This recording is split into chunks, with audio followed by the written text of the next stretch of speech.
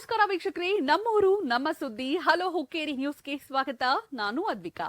ರಕ್ಷಣೆ ಇಲ್ಲ ಅನ್ನುವಂತ ನಿಟ್ಟಲ್ಲಿ ಆರೋಪ ಮಾಡಿದ್ದಾರೆ, ಧರಣಿ ಕೂಡ ಮಾಡಿದ್ರು. ಆಸ್ ಎ ಜಿಲ್ಲಾ ಉಸ್ತುವಾರಿ ಸಚಿವರಾಗಿ ಏನ್ ಹೇಳ್ತೀರಾ? ಮಾಡಿದಾರದ್ರ ಬಗ್ಗೆ ಪೂರ್ಣ ಗೊತ್ತಿಲ್ಲ, ಯಾರು ಮಾಡಿದ್ರು, ಯಾಕೆ ಮಾಡಿದ್ರು, ಅದು ಪೊಲೀಸರು ತನಿಖೆ ಮಾಡ್ತಾರೆ. ಅವ್ರು ಕಂಪ್ಲೇಂಟ್ ಕೊಟ್ಟಿದ್ದಾರಲ್ಲ ಗೊತ್ತಿಲ್ಲ, ಕೊಟ್ಟರೆ ತನಿಖೆ ಮಾಡ್ತಾರೆ. ಅಲ್ಲೇ ಮಾಡಿದವ್ರ ಮೇಲೂ ಕೂಡ ಕ್ರಮ ಕೈಗೊಳ್ತೀರಾ? ಖಂಡಿತ ಮಾಡ್ತಾರೆ. ಸರ್, ಲಕ್ಷ್ಮೀ ಹೆಬ್ಬಾಳ್ಕರ್ ಬೆಂಬಲಿಗರು ಏಕಾಏಕಿ ಈ ರೀತಿ ಸುವರ್ಣಸೌಧಕ್ಕೆ ನುಗ್ಗಿ ಇಲ್ಲಿ ಧಿಕ್ಕಾರ ಕೂಗೋದು, ಕೊಲೆ ಬೆದರಿಕೆ ಹಾಕೋದು, ಇದು ಏನು ಸರ್, ಏನು ಸಂದೇಶ ಹೋಗುತ್ತೆ ಅಂತ ನೋಡೋಣ. ಅದ್ರ ಬಗ್ಗೆ ಪೊಲೀಸರ ಕ್ರಮ ಅಷ್ಟೇ ಹೇಳ್ಬೋದು, ಯಾಕಂದ್ರೆ ನನಗೂ ಪೂರ್ಣ ಮಾಹಿತಿ ಇಲ್ಲ.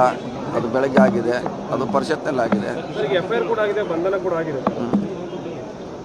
ಏನಿದ್ರು ಕಾನೂನು ಕ್ರಮ ಅಷ್ಟೇ. ಮುಂದೆ ನ್ಯಾಯಾಲಯ ಇದೆ, ಪೊಲೀಸ್ ಇಲಾಖೆ ಇದೆ, ಸೊ ಅವರು ಮಾತ್ರ ಅದನ್ನ ಹ್ಯಾಂಡಲ್ ಮಾಡಬೇಕು. ಈಗ ನಮ್ಮ ಕೈಯಲ್ಲಿ ಏನಿಲ್ಲ. ಈಗ ಚಂದ್ರರಾಜ್ ಅಟ್ಟಿಹೊಳಿ ಅವರು ಕೂಡ ಆ ಸ್ಥಳದಲ್ಲಿ ಇದ್ರು ಸರ್.